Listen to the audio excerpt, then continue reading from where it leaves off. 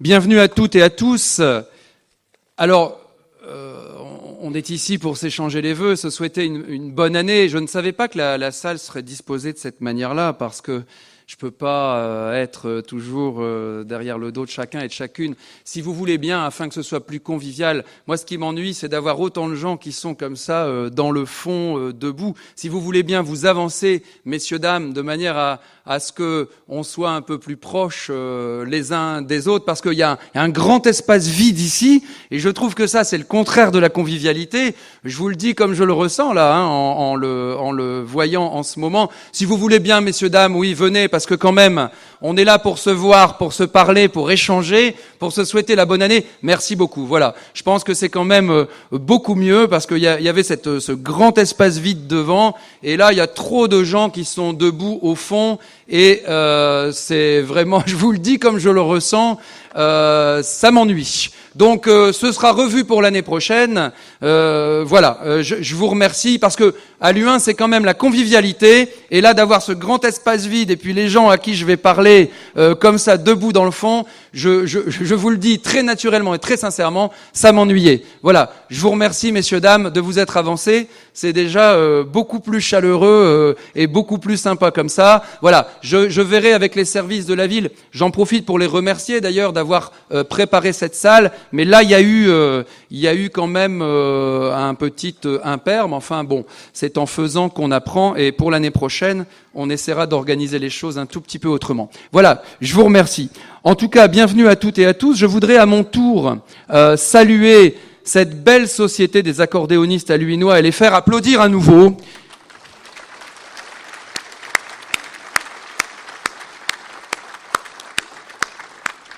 Merci beaucoup. Nous avons la chance à Alluin d'avoir quelques groupes comme ça. Il y en a d'autres. Je ne vais pas les citer parce que quand on fait ça, on en oublie toujours un. Voilà, et on commet un impair. Mais la Société des accordéonistes alluinois est un de nos groupes musicaux emblématiques sur la commune, et je veux vraiment les remercier chaleureusement pour leur présence et les remercier d'animer musicalement cette cérémonie, et ils auront l'occasion de vous jouer d'autres pièces tout à l'heure. Vous verrez, c'est très agréable. Moi, je sais de quel morceau il s'agit, mais je ne vais pas vous le révéler afin que vous puissiez le découvrir par vous-même. Je voudrais dédier mon discours de vœux à Denise Simoneau, pour laquelle j'ai une pensée toute particulière aujourd'hui. Denise Simoneau était notre adjointe aux affaires sociales et vice-présidente de notre centre communal d'action sociale. Elle nous a malheureusement quittés en 2015, et c'est la première cérémonie de vœux sans Denise. Et je veux avoir une pensée pour elle aujourd'hui, et je veux lui dédier ce discours. Alors, je veux saluer les personnalités qui nous ont fait l'honneur et le plaisir de leur présence aujourd'hui. Alors là aussi, c'est toujours un exercice périlleux, mais enfin, tous les maires vivent ça, hein, parce que on oublie toujours quelqu'un. Donc, je veux saluer la présence de Vincent Ledoux, maire de Ronques, vice-président de la métropole européenne de Lille, chargé du développement économique, et puis tout nouvellement élu conseiller régional. Voilà, merci Vincent de ta présence.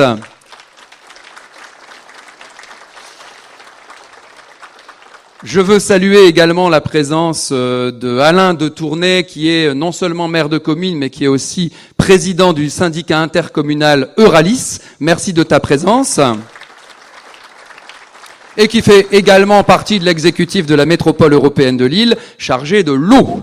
Et vous avez remarqué qu'il y a eu un changement concernant le distributeur d'eau ces derniers temps. Je reconnais Monsieur Dessauvages, donc, qui nous vient de Tourcoing. Merci de ta présence.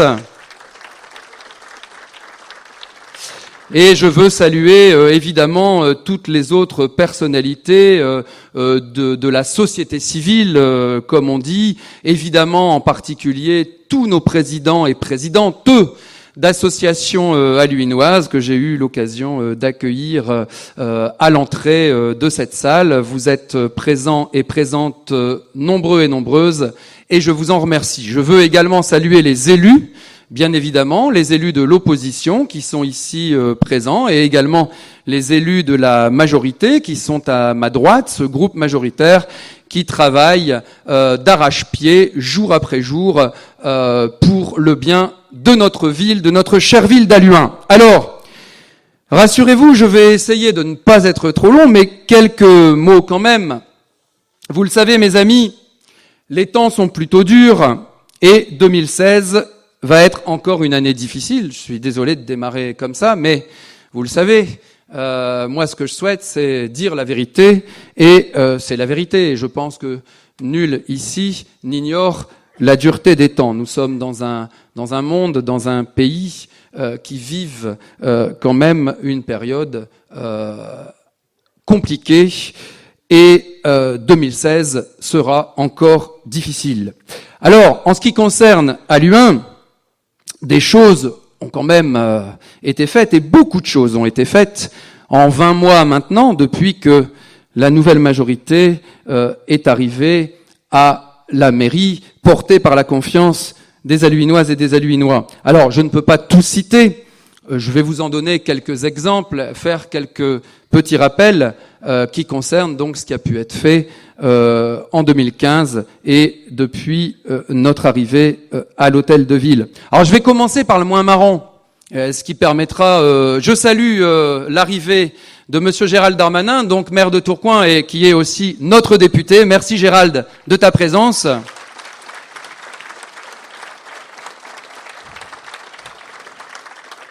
Les Halluinois aiment avoir le député parmi eux, tu le sais, et je te remercie de cette présence, Gérald. Alors je disais, je vais commencer par le moins marrant, comme ça permettra de terminer par des choses un petit peu plus gaies, mais je pense qu'il ne faut rien cacher. Et je vais commencer par ce qui occupe la plus grande part du temps de la municipalité, les finances. Alors je sais que c'est un sujet pas très marrant, mais bon, c'est ce qui constitue vraiment la plus grande partie du travail que nous menons à la tête de la mairie d'Halluin.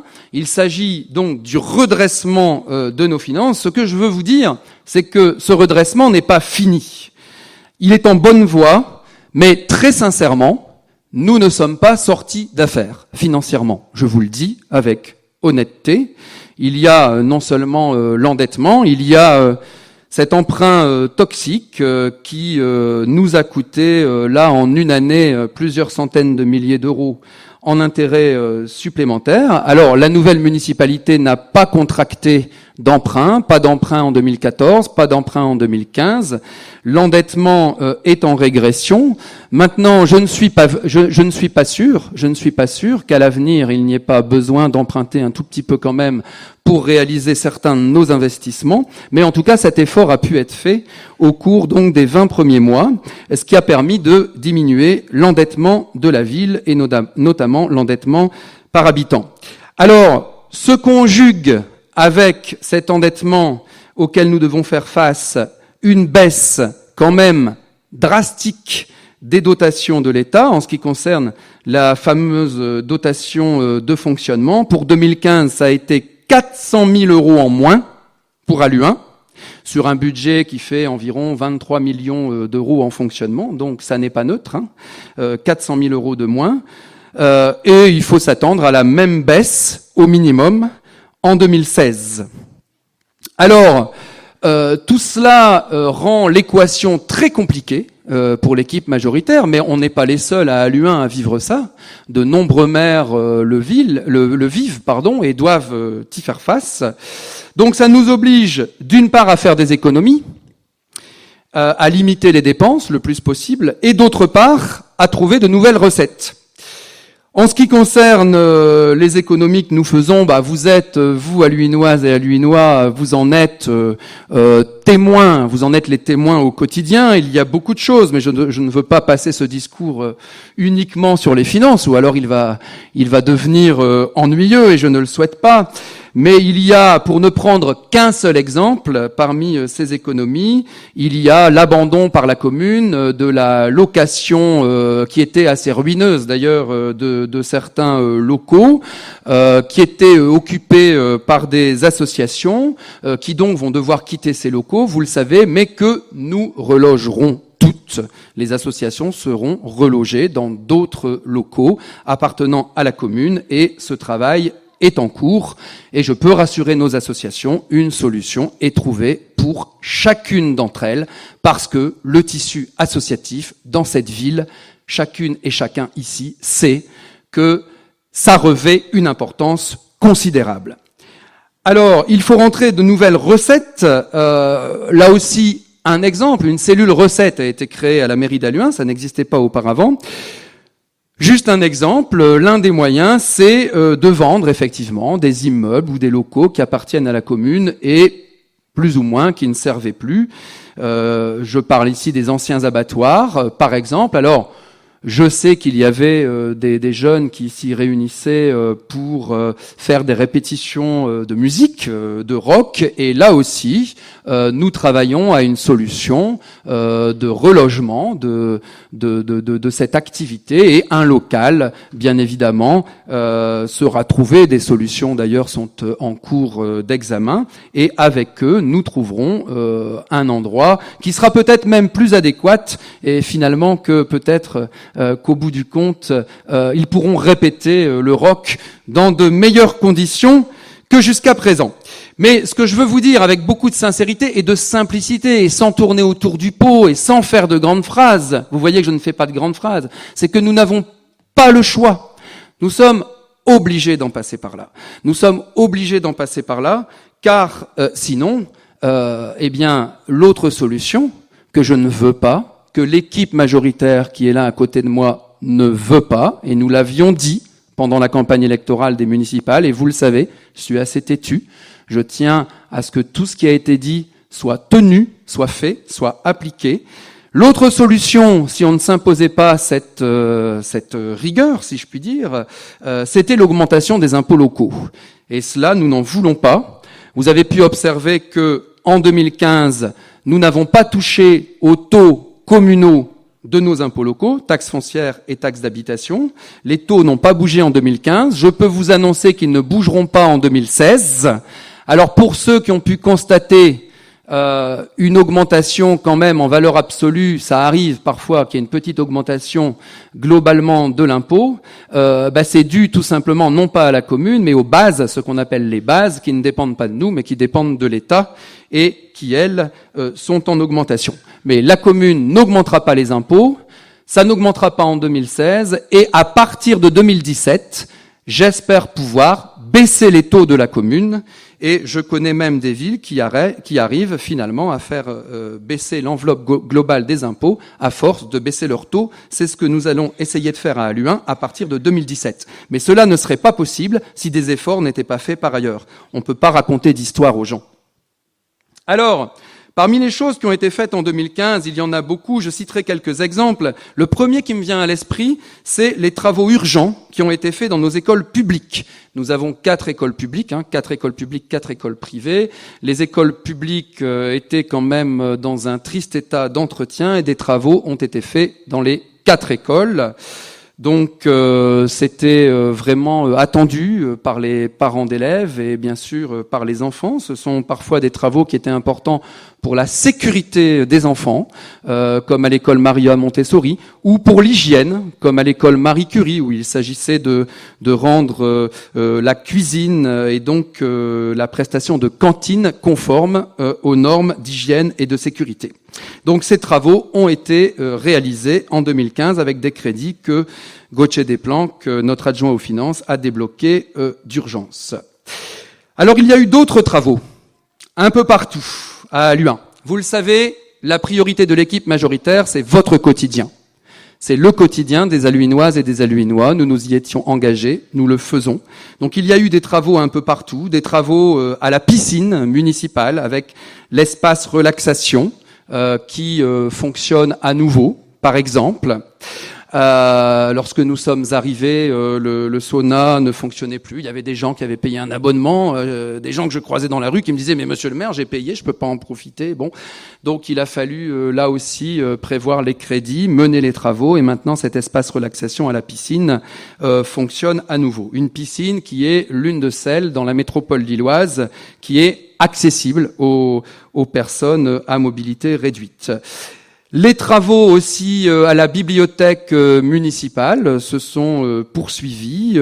Bibliothèque également où les travaux d'accessibilité qui avaient été engagés, décidés par l'équipe précédente, ont été menés à terme, avec à la bibliothèque municipale donc la création d'un pôle numérique que sans doute un certain nombre d'entre vous ont pu découvrir.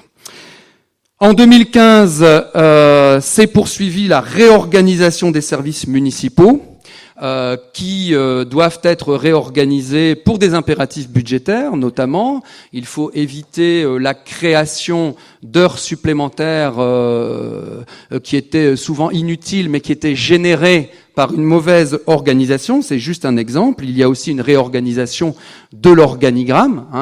En ce qui concerne les services municipaux, cette réorganisation s'est poursuivie en 2015. Elle continue en 2016 d'ailleurs. Alors, Halluin, comme toutes les villes, vit un certain nombre de problèmes au quotidien. Je veux évoquer aussi la sécurité routière. Nous sommes, mes conseillers municipaux, mes adjoints, mes adjointes et moi-même, très régulièrement saisis de soucis liés à la sécurité routière. Et nous avons fait à cet égard une foule de petites choses. Et je veux rendre hommage au service voirie-circulation de la mairie qui, en collaboration avec ce qu'on appelait avant la communauté urbaine de Lille, devenue la MEL, règle tous ces petits problèmes. Donc, problème de stationnement sauvage. On a fait poser pas mal de potelets de manière à empêcher le stationnement sauvage de véhicules, par exemple rue Émile Zola, mais aussi à d'autres endroits de la commune. Nous luttons contre la vitesse excessive dans certaines rues de la commune. Pas toujours en mettant des ralentisseurs, parce que ça abîme les voitures, et parfois quand les bus passent dessus, ça fait trembler les maisons. Donc il y a parfois des moyens un peu plus pragmatiques, un peu plus intelligents de régler le problème. Par exemple, faut avoir un peu d'imagination, rue Gabriel Péri, à la demande des parents, parce qu'on a deux écoles sur le parcours. Il y a l'école Michelet, puis il y a l'école Marie Curie au bout de la rue Gabriel Péri. Donc ça veut dire que très souvent voilà, vous avez des enfants qui marchent avec évidemment les parents d'élèves, parfois obligés de descendre sur la chaussée parce qu'il y a des poubelles sur le trottoir, avec des véhicules qui roulent trop vite. Tout cela était très dangereux. Nous avons été saisis par les habitants et eh bien nous avons trouvé cette solution qui semble porter ses fruits, de faire perdre sa priorité à la rue Gabriel Péri. J'ai donné la priorité à droite à toutes les perpendiculaires, ce qui oblige forcément celui qui roule sur la rue Gabriel Péri à ralentir, parce que sinon il fait un carton, il abîme sa voiture. Voilà, donc on essaye de trouver des moyens comme ça, c'est juste des petits exemples, mais alors ça c'est au quotidien, ça n'arrête pas. Je pense qu'il n'y a pas un jour où nous ne cherchons pas comme ça une solution pour essayer d'améliorer la vie quotidienne à Halluin, et en l'occurrence ici en matière de sécurité routière. Alors, je vais passer de la sécurité routière à la sécurité tout court. 2015, en ce qui concerne la sécurité tout court, il y aurait beaucoup de choses à dire.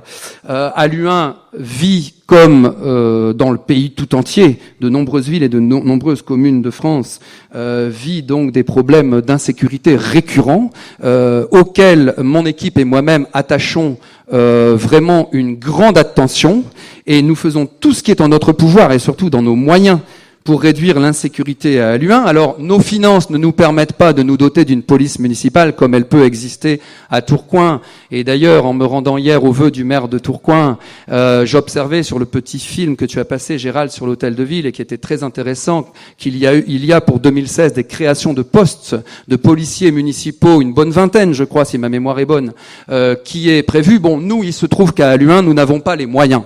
Donc, on se débrouille comme on peut. Alors, le grand temps fort de 2015 en ce qui concerne la sécurité, ça a été la création et la mise en place des citoyens vigilants. Et je veux remercier, ils sont environ 80 Halluinoises et Halluinois à s'être portés volontaires pour plus ou moins surveiller leur quartier et nous signaler les faits anormaux ou les faits de délinquance dont ils peuvent être témoins. Un premier bilan sera fait sous peu de cette action, mais en tout cas, on peut déjà observer sur le deuxième semestre de l'année 2015 une baisse du nombre de cambriolages à Halluin par rapport à la même période de l'année 2014. Vous ne me verrez jamais crier victoire en la matière, parce qu'en la matière, il faut être très modeste et très humble. Prenons cela pour un signe d'encouragement et peut-être un premier frémissement. Continuons le travail. Les citoyens vigilants ont été mis en place en 2015. En 2016, ils continueront à fonctionner, ils se développeront, mais il y a autre chose de prévu. J'y viendrai dans quelques secondes. Un mot du logement social. Vous le savez, nous nous étions engagés à stopper la construction à outrance de logements sociaux, des constructions qui étaient peu maîtrisées. Donc seuls les projets de construction de logements sociaux qui avaient été signés avant notre arrivée à l'hôtel de ville se terminent. Certains même qui avaient été signés sont revus à ma demande pour baisser le nombre de logements locatifs sociaux purs. Je pense à un projet qui affichait 60% de logements sociaux et nous avons dit qu'il n'en était pas question, et la très grande majorité de ces logements sociaux vont être remplacés par de l'accession à la propriété ou par des logements dédiés aux personnes âgées. Moi, je crois beaucoup au béguinage pour le logement de personnes âgées. Vous savez bien que notre société vieillit, nous vieillissons tous, et je pense qu'il faut là anticiper. Changement aussi de la politique d'attribution en matière de logements sociaux, en parfaite harmonie avec nos bailleurs sociaux. La politique d'attribution de nos logements sociaux a été modifiée de manière à avoir des attributions plus justes et plus conformes à l'intérêt de la ville d'Halluin et de ses habitants. Je rappelle que lorsque nous sommes arrivés, il y avait une liste d'attente de 700 Halluinoises et Halluinois qui demandaient un logement social et qui n'arrivaient pas à y accéder, ce qui n'était pas tout à fait compréhensible. Donc cela a changé aussi, et je veux rendre hommage à Aline Corbillon, mon adjointe au logement, mais aussi à la santé, qui fait un travail remarquable là-dessus. Alors, le quotidien de la ville d'Halluin, eh bien, c'est vous toutes et vous tous. J'ai voulu faire un petit bilan aussi au niveau des rencontres que nous avons avec les habitants qui sont amenés à venir nous signaler différents problèmes qui se posent soit à eux, soit en ville. Et ma secrétaire me disait que j'avais reçu en 20 mois, c'est pas seulement 2015, c'est depuis le début, en 20 mois, 1700 personnes en rendez-vous.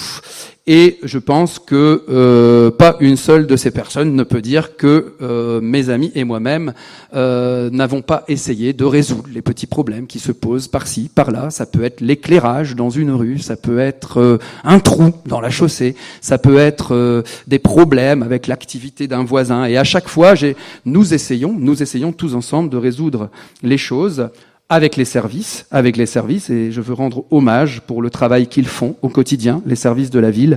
Mais cet aspect du quotidien, nous y accordons une grande importance, parce que je pense que des élus locaux, leur premier devoir, c'est le quotidien des habitants. Et encore plus dans cette période où il n'y a pas ou peu d'argent.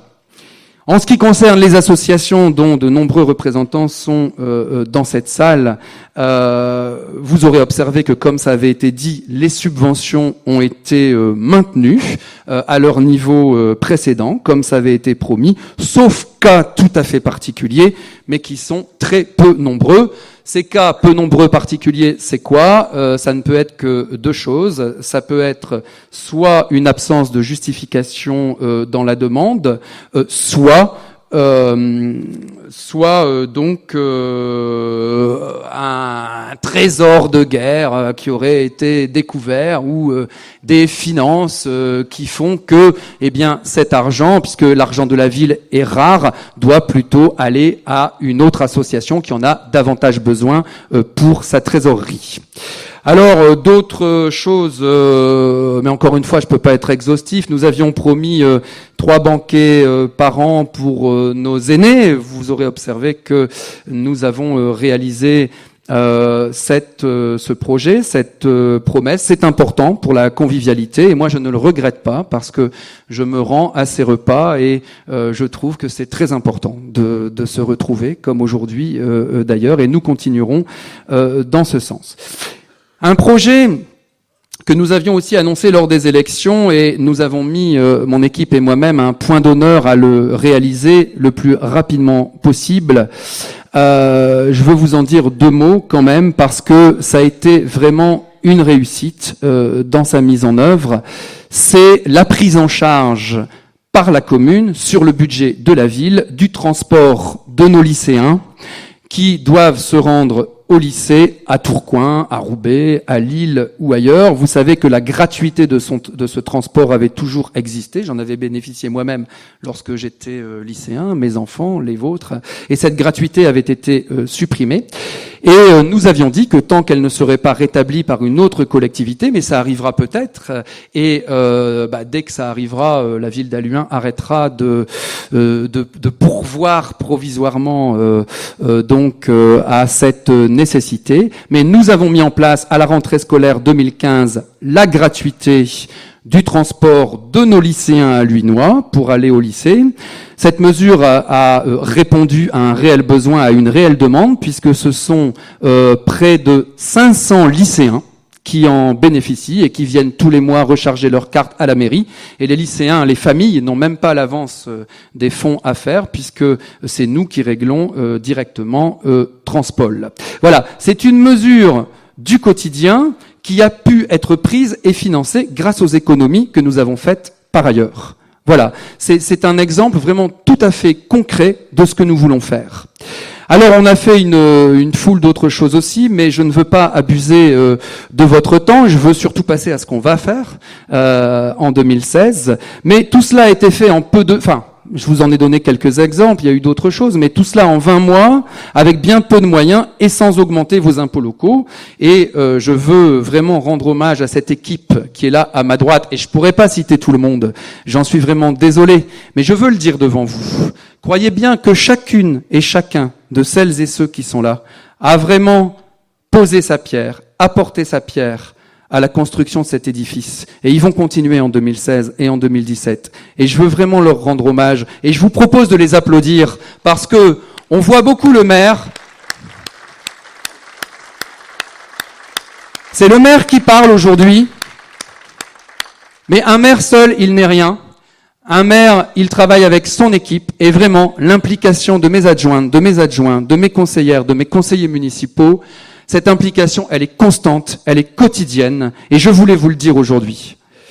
Alors, en 2016, et là je ne vais pas pouvoir tout vous citer non plus, mais je vais vous donner quelques exemples de ce que nous allons donc faire. Alors, il y a les dossiers déjà existants, et notamment les gros dossiers qui continueront d'avancer. Je veux parler du front de lys. Et nous avons parmi nous le vice-président au développement économique qui travaille donc à la MEL, à la métropole européenne de Lille, qui travaille sur ce dossier et qui nous a annoncé un début des travaux, enfin, parce que les Halluinois trouvent à juste titre, et moi avec eux, que tout cela a été bien long, mais c'est pas la faute du vice-président qui est ici, puisque il est arrivé en même temps que nous sommes arrivés à la mairie, à ses responsabilités, et je le remercie de son aide dans ce dossier. Il nous annonce donc un début, des choses concrètes, pour septembre 2016. J'espère de tout cœur que cette date sera respectée, parce que on m'avait dit dernier trimestre 2015, après on m'a dit premier trimestre 2016. Bon, là je suis en septembre 2016, donc j'espère vraiment que nous allons enfin dans ce dossier voir avancer les choses. Je me suis battu avec toute mon équipe pour cela d'arrache-pied, car c'est un dossier important, parce que le front de lys, cette zone d'activité, cette zone économique, ce sera des entreprises, ce sera de l'activité, et donc ce sera des emplois.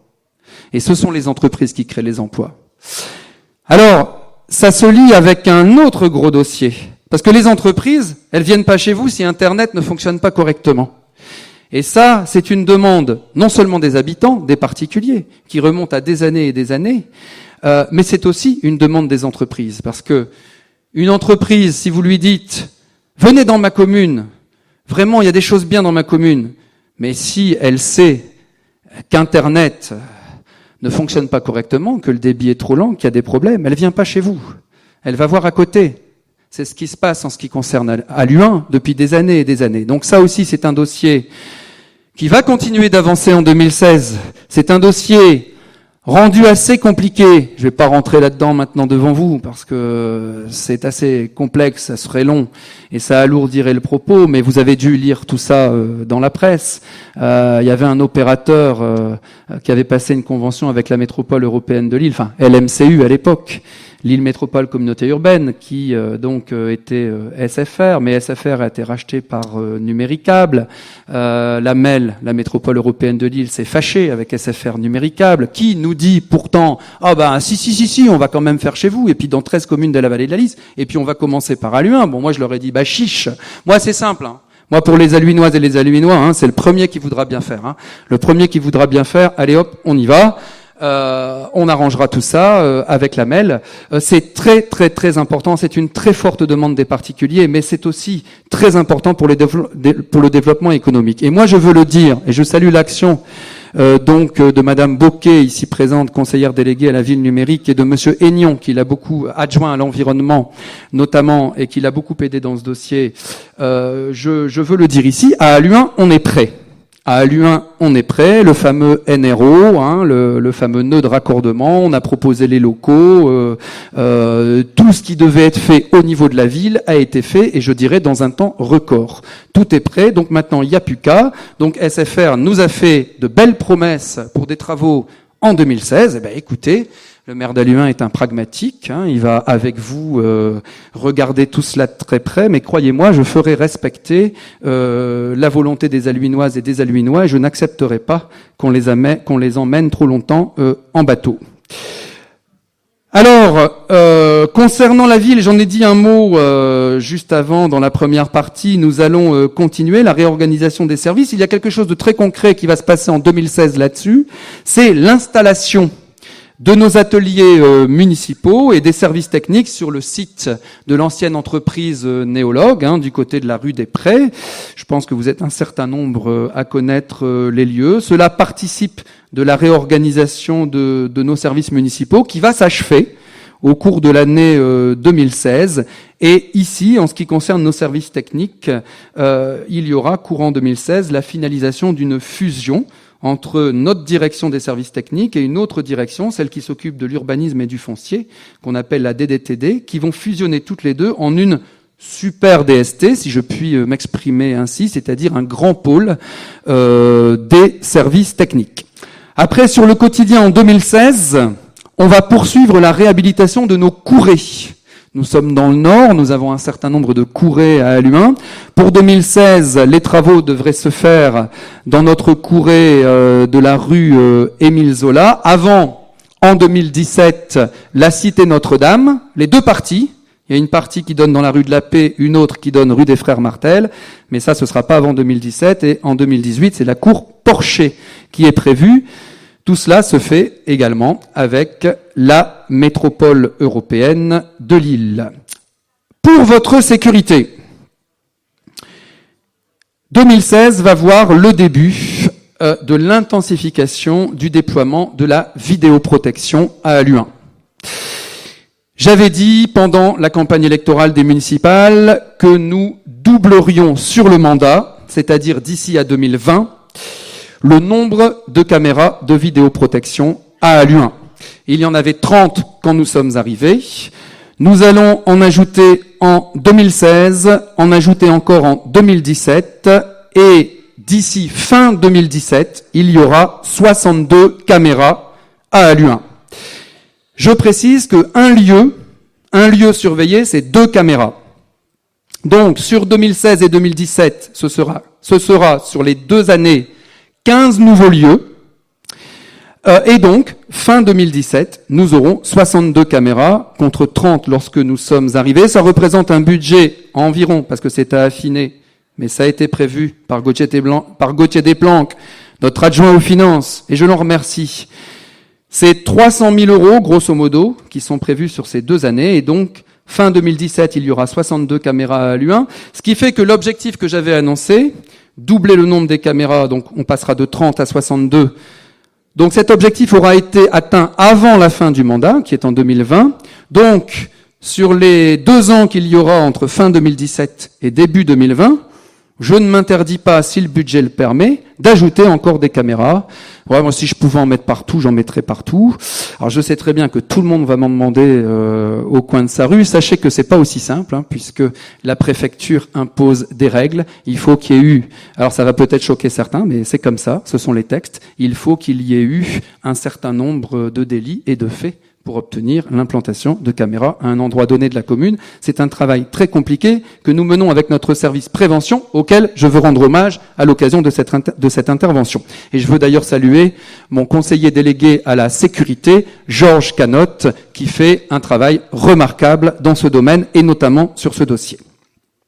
Alors, la sécurité, c'est aussi le stationnement. On a un gros problème de stationnement à Luhain. Alors je veux que vous sachiez qu'on crée du stationnement partout où on peut. Il y avait eu beaucoup de constructions avant notre arrivée, mais pas toujours les places de stationnement qui doivent aller avec, si je puis dire en m'exprimant simplement.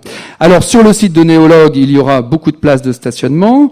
Quelques-unes ont déjà été ouvertes, notamment le samedi matin lorsqu'il y a le marché. Il faudrait d'ailleurs qu'on les utilise. Sur le site de Déco-France, lorsque le projet sera réalisé, j'ai exigé un minimum de 200 places de stationnement.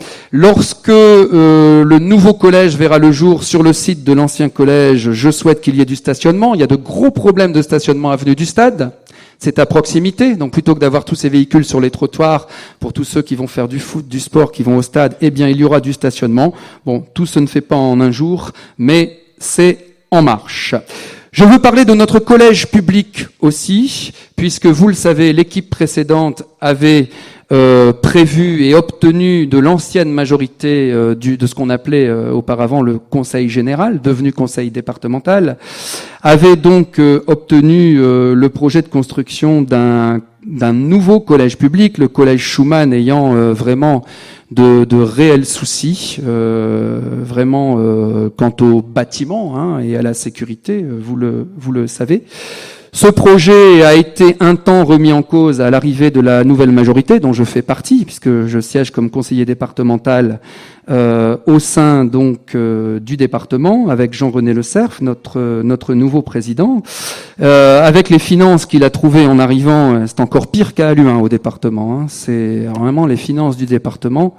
Je vous assure qu'il faut vraiment avoir une bonne santé, mais bon, nous y attaquons. Mais bon, le président Le Cerf, il a dit, sur les 12 projets de construction de nouveaux collèges sur l'ensemble du département du Nord, alors ça va loin, on va jusqu'à Fourmies, là, dans le sud du Nord.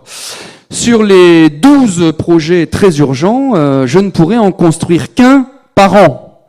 Alors vous imaginez, si on est 12e sur la liste, moi je peux pas imaginer attendre 12 ans avec un collège Schumann tel dans l'état où il se trouve actuellement.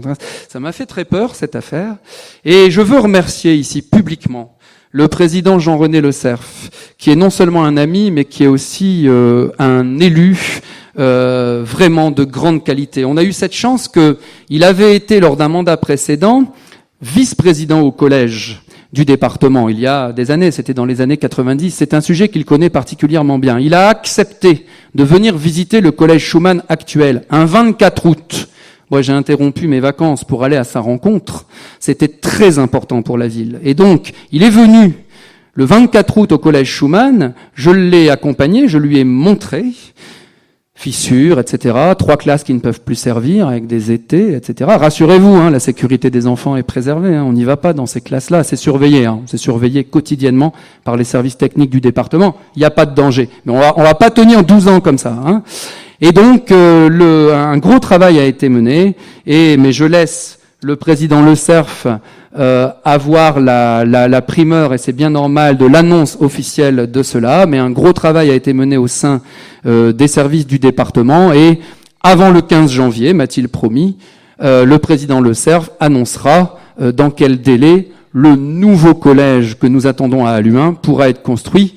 Mais je crois savoir par les bruits de couloir que ce sera le délai qui était prévu dans l'ancien projet, qui a été un temps remis en cause, c'est-à-dire que Ce sera pas avant fin 2018, mais ça devrait être dans ce délai. En tout cas, Halluin fera partie du top 5, c'est-à-dire des 2 à 5 premiers collèges construits de la liste. Voilà, mais je veux laisser au président du département le soin de l'annoncer, parce que Halluin n'est pas la seule ville concernée, et Jean-René s'occupe de l'ensemble de notre grand département du Nord, qui est quand même le plus peuplé de France. C'est pas une mince affaire.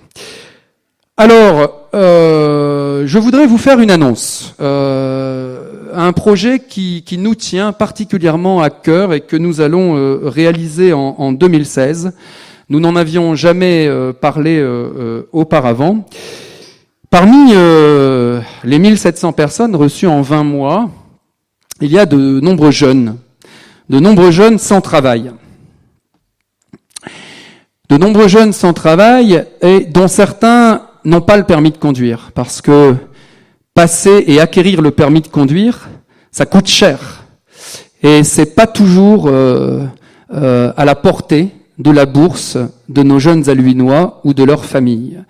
Et ce que nous allons faire en 2016, dès que les services auront terminé le travail de préparation, car c'est un gros travail de préparation qui va être mené par le service jeunesse, la ville prendra en charge, au moins pour la plus grande partie, le coût des épreuves du permis de conduire de jeunes chômeurs halluinois.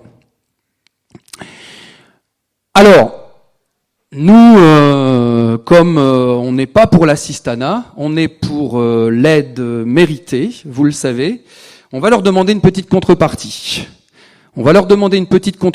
Cette petite contrepartie, ce sera un service rendu, un travail fait au moins un certain nombre d'heures bénévolement, soit pour la collectivité, soit pour une association halluinoise. Et comme ça peut donner un coup de main à certaines associations. C'est un système gagnant-gagnant. Voilà. Par exemple, regardez, elles sont obligées, je le sais très bien, c'est dans les mesures d'économie qu'on a été obligé de prendre, je ne peux plus payer du personnel en heures supplémentaires, on n'en a plus les moyens pour nettoyer les salles utilisées par les associations. Et parfois, pour certaines associations, c'est difficile.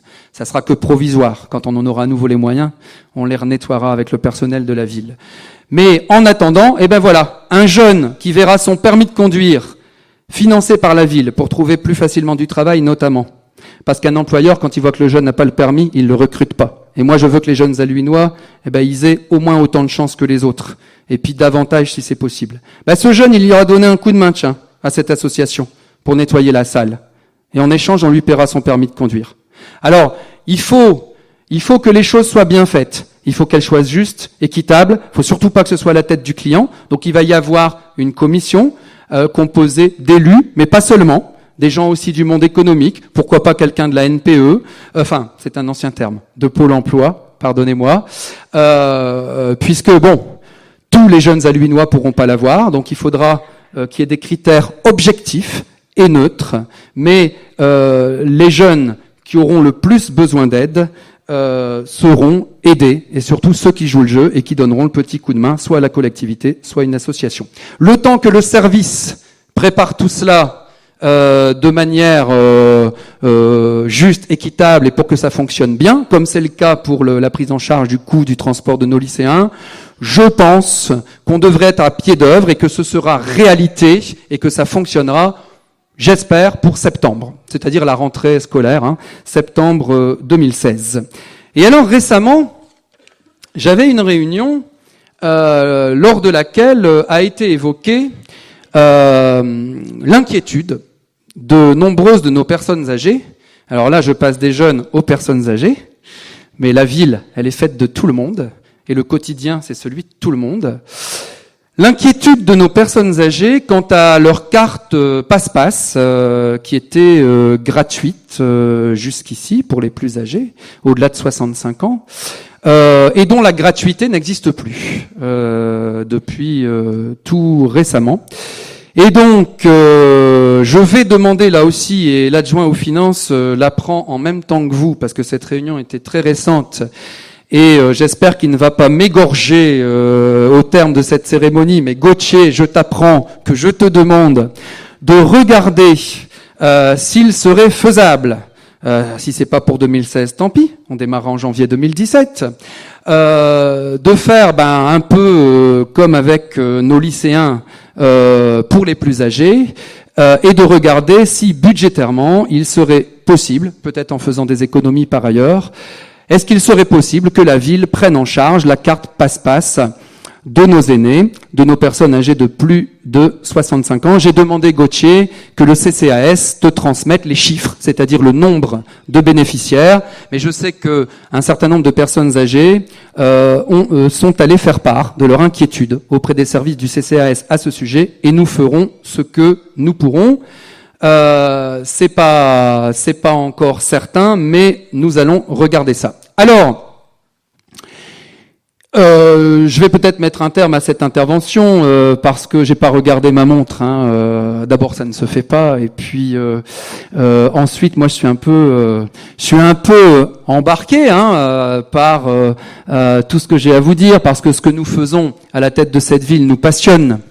Et il y a plein de choses que j'ai pas dites. J'ai pas parlé du sport, j'ai pas parlé de la culture.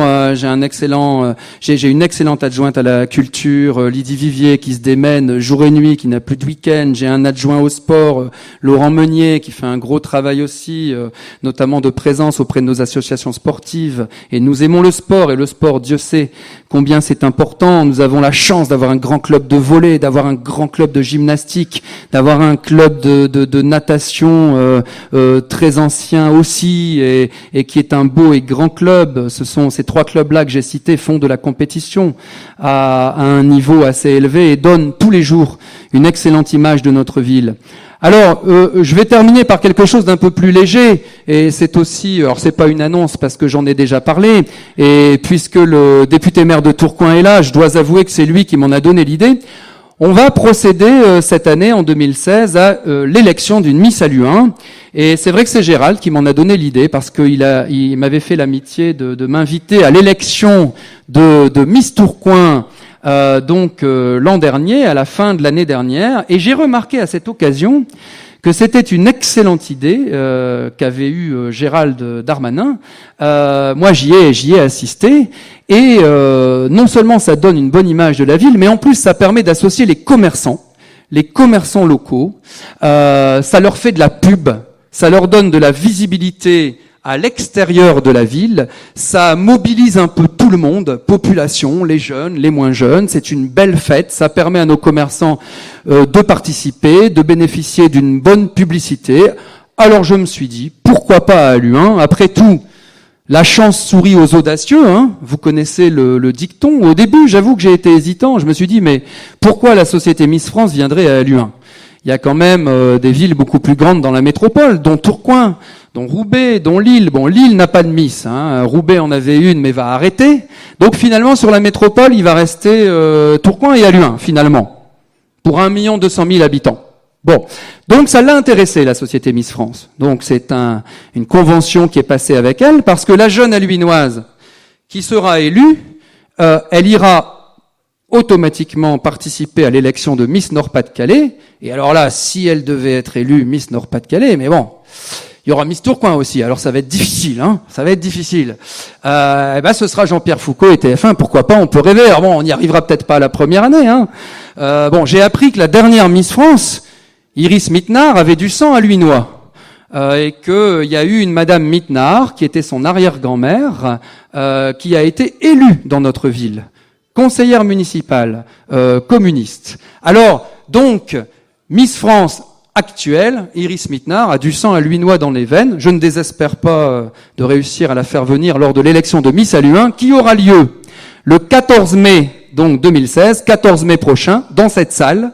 Surtout, venez nombreux. Je précise que le coût est, parce que je suis attaqué un peu surtout par certains. Ils sont pas nombreux, mais bon, quand même, ils loupent jamais une occasion. Le coût pour la ville sera pratiquement nul. Pourquoi? J'ai vu beaucoup d'interrogations sur les réseaux sociaux. Outre le sponsoring dont on bénéficiera de la part de certains commerçants et de certaines entreprises, les places seront payantes. Ça, je vous le dis, parce que la société Miss France, c'est toujours payant. On peut pas faire de places gratuites. C'était payant à Tourcoing, ça sera payant à Halluin, c'est payant partout. Les places seront payantes. Et donc le but, c'est que tout cela compense le coût, qui se situe, pour tout vous dire, autour de 6 000, 7 000 euros. Une cérémonie de mise, c'est toute sa préparation, le matériel, etc. C'est 6 à 7 000 euros. C'est compensé par les entrées. Voilà, par les entrées qui seront payantes. Voilà, c'est aussi simple que ça. Et le sponsoring. Oui, on peut faire des choses qui ne coûtent rien à la ville. Oui, c'est drôle comme ça peut paraître impossible à certains. Dès que j'annonce un projet, tout de suite j'en ai quelques-uns qui disent oui, mais combien ça va coûter? Mais on peut essayer de faire preuve, d'initiative, se creuser un peu la tête et faire des choses qui ne coûtent rien à la ville. Voilà. Alors, avant de vous laisser, je veux vous dire que avec cette équipe qui est là, qui m'entoure tous les jours et qui travaille vraiment beaucoup. Notre programme, celui que nous vous avons annoncé il y a 20 mois, en 2014, et en 20 mois, on en a déjà accompli une bonne partie. Mais c'est pas fini. Eh bien, moi, je veux vous dire aujourd'hui, en vous souhaitant une bonne année 2016, que nous avons bien l'intention de continuer. Même s'il y a des incertitudes. Parce qu'un budget, c'est rien d'autre que de la prévision. Mais les incertitudes, c'est quoi? C'est la baisse des dotations de l'État qui va continuer. On ne sait pas exactement dans quelle proportion, et c'est beaucoup d'autres choses. Mais avec détermination, nous allons continuer. Donc beaucoup de choses ont déjà été faites en 20 mois, avec peu de moyens financiers. Je dirais, si je veux résumer les choses, que pour moi, dans mon esprit, dans notre esprit, 2014 et 2015, ça a été 2 années au cours desquelles nous avons semé. En 2016, qui s'ouvre là, on va cultiver. Et en 2017, nous espérons bien commencer à récolter les fruits de ces efforts. J'avais dit pendant la campagne de 2014 qu'il s'agirait d'un redressement d'Halluin, et je peux vous confirmer 20 mois après que c'en est bien un, mais ça ne se fait pas en un jour. Ce redressement est en marche. Alors, pour les quelques-uns que j'ai évoqués 1 ou 2 fois, là, ceux qui sont toujours chagrins, mais bon, les chagrins, il faut leur souhaiter une bonne année aussi. Je leur souhaite une bonne année, mais bon, ils sont très peu nombreux. Mais pour ceux qui ont tendance à dénigrer en permanence et systématiquement l'action de la municipalité, je leur propose un proverbe. C'est un proverbe africain. Je ne sais pas si tu le connais, Vincent, je sais que tu aimes beaucoup l'Afrique. C'est un proverbe africain qui dit « On ne jette des pierres que sur les arbres qui donnent des fruits. » Eh bien, cet arbre, le voilà. C'est mon équipe. Et avec cet arbre, nous allons continuer avec courage et détermination et surtout avec votre soutien. Et en vous demandant d'applaudir cette équipe, je vous souhaite une excellente année 2016.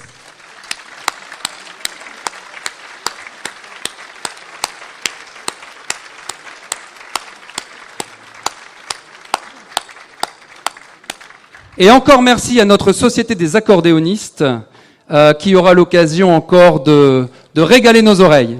Merci.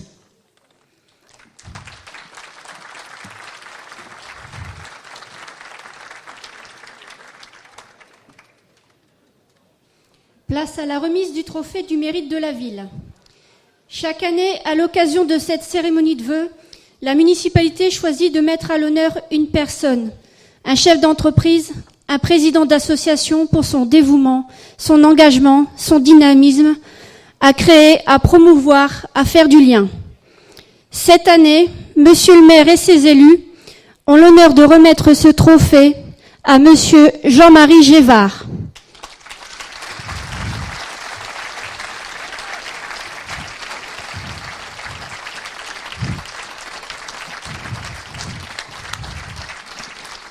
Viens Jean-Marie. Viens Jean-Marie.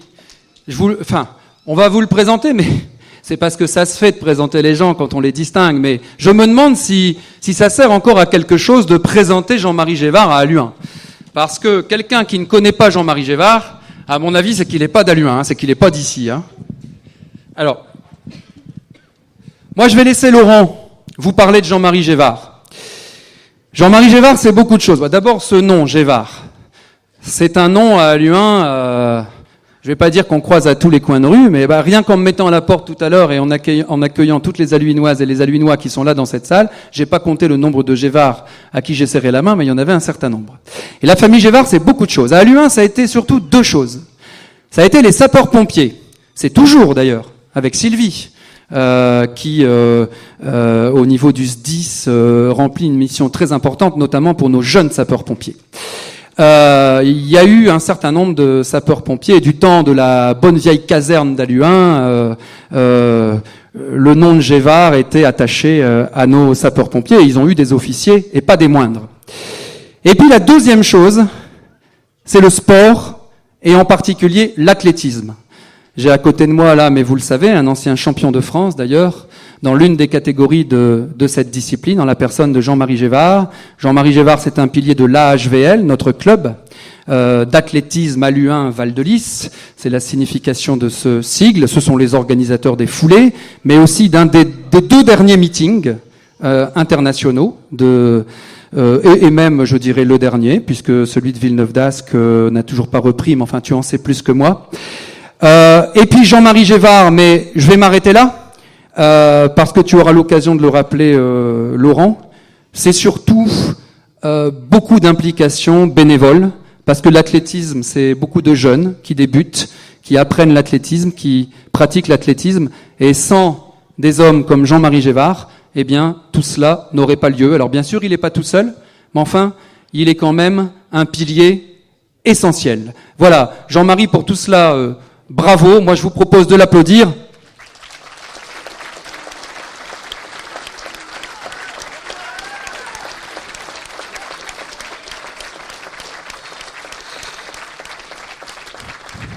Et pour en dire, je sais que tout cela te gêne, mais on va te l'infliger quand même. Pour vous en dire un peu plus sur Jean-Marie Gévard, je donne la parole à Laurent Meunier, notre adjoint au sport. Merci, monsieur le maire.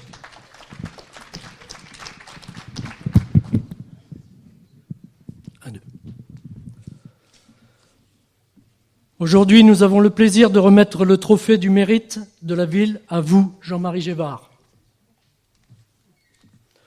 Originaire d'Halluin, vous aviez étudié encore à l'EIC Tourcoing dans la classe des certificats d'études lorsque le directeur de l'entreprise Sion demande à vos parents l'autorisation de vous embaucher car vous étiez très bon en mathématiques. Après 27 mois passés à l'armée et en Algérie, vous travaillez dans un abattoir comme chevilleur. Puis vous entrez chez Déco-France où vous vous êtes découvert un intérêt pour le droit du travail. En 1991, l'entreprise est en liquidation judiciaire. Vous vous retrouvez alors au chômage. Ce qui ne vous empêchera pas, à force de volonté, d'obtenir le concours de directeur de centre social après avoir suivi 23 mois de formation et écrit un mémoire sur les emplois familiaux, prémisse du crédit d'impôt. À la suite de cela, vous prenez le rôle de chargé de mission d'insertion à l'île Sud, puis à la Bourgogne à Tourcoing en 1996. Une fonction qui vous a marqué car sans cesse vous essayez de trouver le meilleur chez ces jeunes en difficulté. Vous avez d'ailleurs mis 1000 jeunes au boulot durant votre dernier emploi. En somme, un parcours tourné vers l'altruisme. Vous avez joué un rôle éducatif déterminant pour ces personnes. Puis, la retraite arrive, puisqu'il n'y a rien de pire pour vous que le fauteuil et les pantoufles. Vous continuez à vous investir au sein des différentes associations à Halluin, à la recherche du passé d'Halluin, l'AFN, les seniors halluinois, sans parler d'AHVL, qui vous tient beaucoup à cœur. Mais c'est très jeune que votre vie associative a débuté. En 1954, vous aidez au lancement de l'association d'athlétisme. Vous n'avez alors que 14 ans. Et très vite, vous vous êtes découvert deux passions.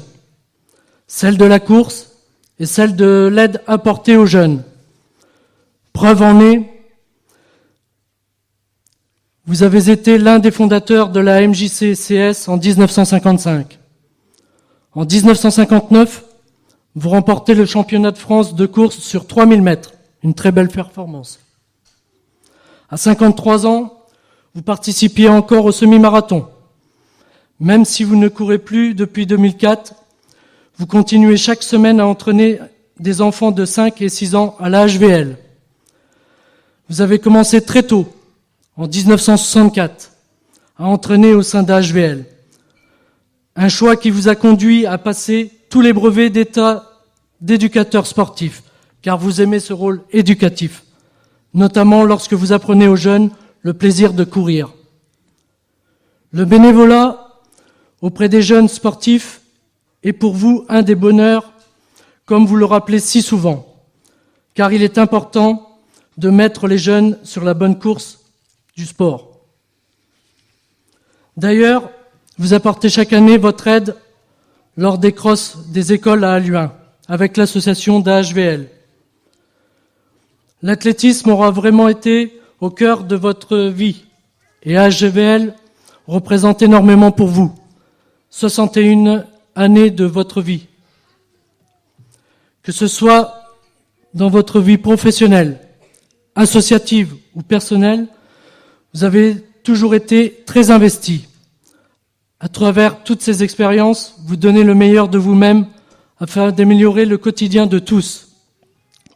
Pour votre engagement dans la commune, la municipalité d'Halluin tient à vous remercier en vous remettant le trophée du mérite de la ville. Félicitations Jean-Marie.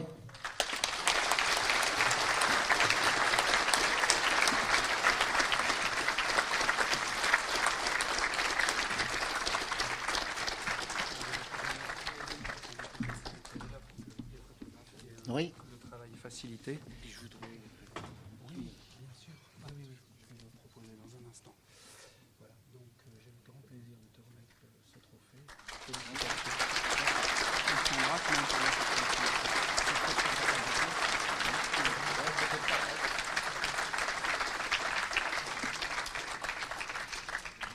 Voilà, donc Jean-Marie, ce que vient de dire Laurent Meunier, notre adjoint au sport, suffit en soi. Je ne vais pas ajouter d'autres mots. Je pense que chacun ici a bien compris ce que représente ce parcours. Et je te félicite encore chaleureusement au nom de la ville d'Halluin. Ce trophée, tu le mérites amplement, Jean-Marie. Et je te donne la parole pour que tu puisses à ton tour dire un mot à nos amis. Je ne sais pas si tu souhaites que je le remette là ou si je te le donne. Tu peux le donner, ouais. Bon, je voudrais d'abord remercier Monsieur le maire et les membres de la municipalité pour tout cet honneur. Toutefois, je voudrais relativiser. Je ne suis qu'un parmi les nombreux Halluinois retraités qui s'activent bénévolement, discrètement et efficacement dans les associations de tout type pour y effectuer une tâche de qualité, parfois ingrate. Alors, l'honneur que vous me faites, c'est à tous ces seniors que je le renvoie. Ils méritent cette récompense. Je tiens à leur faire honneur à tous, et sans eux, Halluin pourrait se nommer Halluin Morne-Plaine. Heureusement, nous sommes nombreux à être actifs.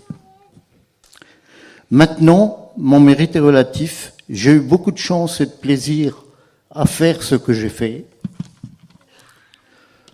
Jeune, j'ai eu des parents qui m'ont encouragé. J'ai eu la chance de rencontrer des Halluinois formidables qui m'ont guidé, formé, aidé.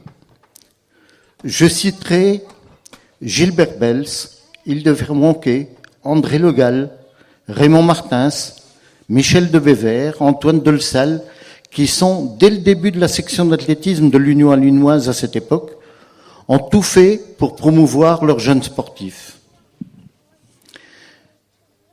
J'ai eu la chance d'obtenir des résultats qui ont marqué ma personnalité, ma carrière, et qui m'ont donné la niaque, mais aussi l'envie de rendre l'appareil. J'avais pratiqué avec plaisir, je continue à m'occuper en prenant du plaisir à faire découvrir aux jeunes des qualités qu'ils ignorent au début, mais dans la découverte les valorise, les incite à un comportement responsable. Un jeune qui se découvre des qualités, et pas seulement sportives, travaille mieux à l'école, et c'est de ces jeunes-là que nous avons besoin dans les difficultés de la vie. J'ai terminé ma carrière professionnelle par 5 années de chargé de mission dans la mise en emploi des jeunes. Cette expérience m'a confirmé dans mes convictions. Les jeunes sportifs du sport d'équipe savent s'organiser et s'accrocher en respectant les règles. Et mieux, les sportifs individuels savent mieux que d'autres relever des défis et se battre pour monter les échelons. Maintenant, s'occuper des jeunes, ce n'est pas simple. Il y a l'entraînement dans la spécialité, le matériel, la famille, l'environnement, la compétition, le suivi médical, tout un consensus indispensable pour motiver et amener un jeune à progresser et se motiver.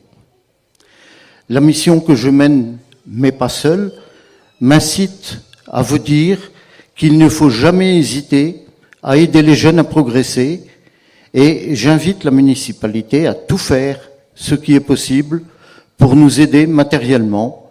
Les jeunes que nous aidons sont notre avenir à tous. Merci Jean-Marie. Merci Jean-Marie. Merci. Merci Jean-Marie et encore félicitations. Merci.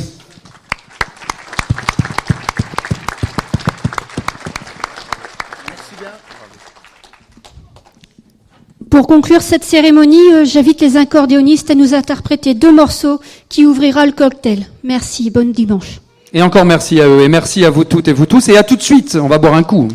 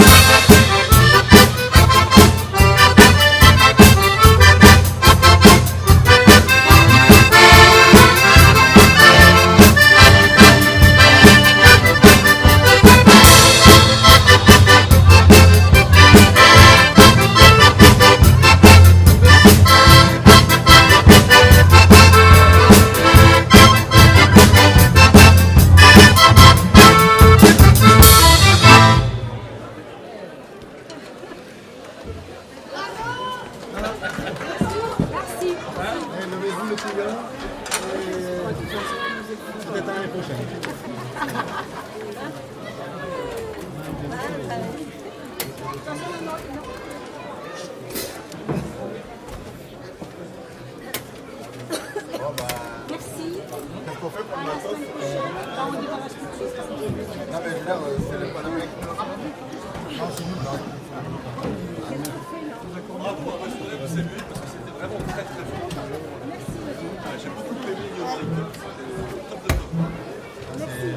le cowboy, ça. C'est le maire qui parle. C'est le maire qui parle. J'ai raison. Bravo. Merci à vous. Putain, attends, il y avait des accordions qui sortent. Oui, bah, nous on est allés pour notre concours à Rome. Ouais. Vous avez même réussi à avoir plus. Il y a combien maintenant notre concours? Il y a 5, 6? Oui, j'ai encore plus. C'était petit. Je pensais qu'on allait faire Rome. Il y a 5 ans, on veut bien venir au jeu. Ah, en 2008.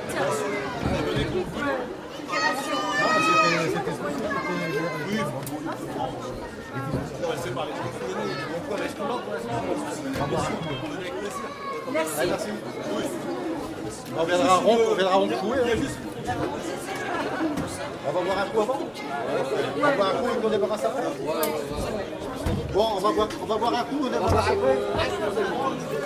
Je veux bien me donner mon gilet, s'il te plaît.